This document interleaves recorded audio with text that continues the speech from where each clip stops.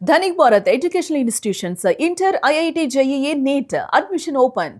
దేశవ్యాప్తంగా పశ్చిమ బెంగాల్ రాజకీయాలపైనే చర్చ నడుస్తోంది. శనివారం మమతా బెనర్జీ మేనలుడు డైమండ్ హార్బర్ ఎంపీ అయిన అభిషేక్ బెనర్జీపై సోలాపూర్లో స్థానికులు దాడికి దిగారు. ఈ దాడి వెనుక బీజేపీ ఉందని టీఎంసీ ఆరోపిస్తూ ఉంటే టీఎంసీ అంతర్గత సంక్షోభాలే దాడికి కారణమని బీజేపీ ఆరోపిస్తోంది. ఈ రెండు పార్టీల మధ్య ఉద్రిక్తతలు మరింత పెరిగాయి. ఇదిలా ఉంటే మేనల్లుడు అభిషేక్ పై దాడి కన్నా మమతా బెనర్జీకి అతిపెద్ద షాకులు తగులుతున్నాయి. ఆదివారం నిర్వహించిన సమావేశానికి టీఎంసీకి ఉన్న 80 మంది ఎమ్మెల్యేల్లో 20 మంది మాత్రమే హాజరయ్యారు. కీలక సమావేశానికి ఎమ్మెల్యేలు డుమ్మా కొట్టడం సంచలనంగా మారింది. ఈ పరిణామాలు చూస్తే టీఎంసీలో సంక్షోభం మరింత ముదిరినట్లు తెలుస్తోంది.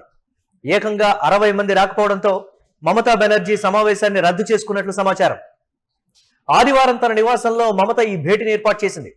శాసనసభాపక్ష నాయకుడు శోభన్దేవ్ చటోపాధ్యాయ ఈ భేటీకి పిలుపునిచ్చారని తెలుస్తోంది. ఇప్పటికే టీఎంసీ నేతలు కార్యకర్తలపై బెంగాల్ వ్యాప్తంగా తిరుగుబాటు మొదలైంది. గత 15 ఏళ్లలో తృణమూల్ గూండాలు ప్రజల్ని పీడించారు. ఇప్పుడు బీజేపీ అధికారంలోకి రావడంతో వారి చొక్కాలు విప్పి మరి ప్రజలు దాడులకు పాల్పడుతున్నారు.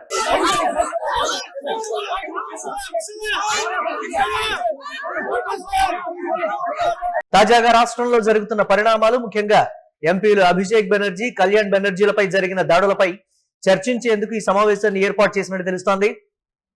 పార్టీలో కీలకమైన 2 నాయకులపై దాడి జరిగితే ఎమ్మెల్యేలు హాజరయ్యే తీరిక లేకుండా ఉన్నారని టీఎంసీ అధికారిక ప్రతినిధి కునాల్ ఘోష్ అన్నారు. హుగ్లీ జిల్లాలో గల చండీతల పోలీస్ స్టేషన్ ముందు తీవ్ర రాజకీయ ఉద్రిక్తత చోటు చేసుకుంది. తృణమూల్ కాంగ్రెస్ ఎంపీ కళ్యాణ్ బెనర్జీపై అక్కడ దాడి జరిగింది. తలపై తడిరుమాలు పెట్టుకొని కనిపించిన కళ్యాణ్ బెనర్జీ అరెస్ట్ అయిన తమ పార్టీ నాయకులు, కార్యకర్తలను విడుదల చేయాలని డిమాండ్ చేస్తూ పోలీస్ స్టేషన్ లో వినతిపత్రం సమర్పించడానికి వెళుతున్న సమయంలో బీజేపీ కార్యకర్తలు తనపై దాడికి తెగబడ్డారని బెనర్జీ ఆరోపించారు.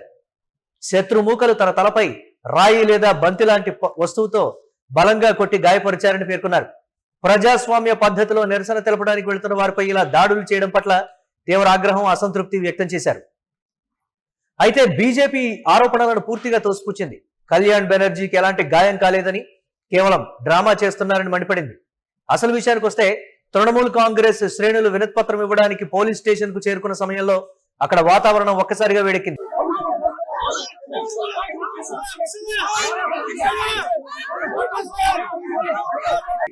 మెమోరాండం సమర్పించడానికి ముందే అక్కడికి చేరుకున్న తృణమూల్, బీజేపీ కార్యకర్తల మధ్య పరస్పరం తీవ్రమైన నినాదాలు మొదలయ్యాయి.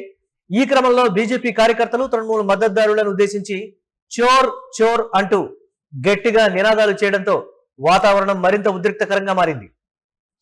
ఈ నేపథ్యంలో ఎలాంటి అవాంఛనీయ సంఘటనలు జరగకుండా నిరోధించడానికి, శాంతి భద్రతలను అదుపులోకి తెచ్చేందుకు ఘటనా స్థలంలో భారీగా పోలీసు బలగాలను, కేంద్ర భద్రతా బలగాలను మోహరించారు. మరోవైపు వరుసగా జరుగుతున్న దాడుల నేపథ్యంలో జూన్ 2న మమతా బెనర్జీ నిరసన కార్యక్రమానికి దిగుతున్నట్లు ప్రకటించారు. దీనిపై కార్యాచరణ సిద్ధం చేయడానికి ఎమ్మెల్యేలను పిలిచినట్టు తెలుస్తోంది. కొత్తగా ఏర్పడిన బీజేపీ ప్రభుత్వం సీఎం సువేందు అధికారి దూకుడు ముందు టీఎంసీ కుదేలవుతోందని స్పష్టంగా తెలుస్తోంది. ఇప్పటికే రాష్ట్ర వ్యాప్తంగా స్థానిక సంస్థల్లోని ప్రజాప్రతినిధులు రాజీనామా చేస్తున్నారు. ఇక కీలక నేతలు కూడా దీనిపై తిరుగుబాటుకు రెడీ అవుతున్నారు.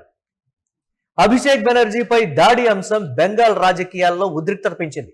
శనివారం సోనాపూర్లోని టీఎంసీ కార్యకర్త కుటుంబాన్ని పరామర్శించేందుకు వెళ్లిన సమయంలో అభిషేక్ పై స్థానికులు కోడిగుడ్లతో దాడికి పాల్పడ్డారు.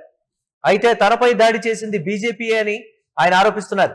మమతా బెనర్జీ బీజేపీపై విమర్శలు చేస్తూ పాలకులు హంతకులుగా మారారని, ఈ వ్యవహారం బీజేపీ వర్సెస్ టీఎంసీగా మారింది.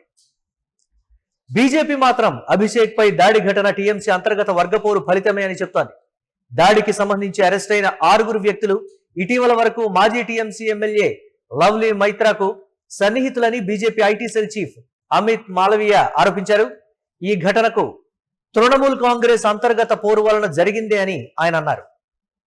అయితే బీజేపీ ఆరోపణల్ని టీఎంసీ ఖండించింది. దాడి రోజు బీజేపీ మండల అధ్యక్షుడు అభిజిత్ బిస్వాస్ సంఘటన స్థలంలో ఉన్నారని, అతనే ప్రజల్ని రెచ్చగొట్టారని టీఎంసీ ఒక ఫోటోను విడుదల చేసింది. దాడి చేసిన వారిలో ఒకరిని ఆకాష్ గాయన్ గా గుర్తించారు. అతను బీజేపీ కార్యకర్త అని టీఎంసీ ఆరోపించింది. ప్రజల్ని పక్కదారి పట్టించేందుకు బీజేపీ ప్రయత్నిస్తోందని టీఎంసీ చెప్తోంది.